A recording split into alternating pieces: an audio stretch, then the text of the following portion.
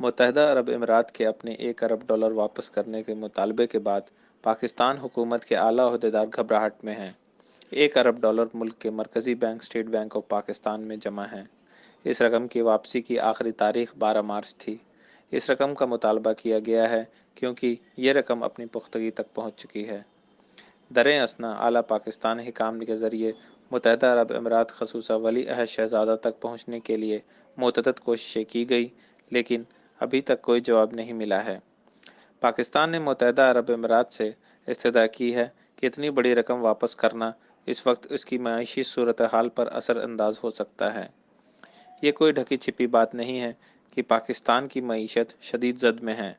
عالمی بینک کے تخمینے کے مطابق کووڈ-19 وبائی بیماری کے درمیان پاکستان کی حقیقی GDP نمو میں کمی واقع ہوئی ہے۔ اس سال کے شروع میں IMF اور پاکستان نے بڑے قرض معاہدے کے حصے کے طور پر $500 ملین جاری کرنے کے لیے عملے کی سطح پر معاہدہ کیا تھا۔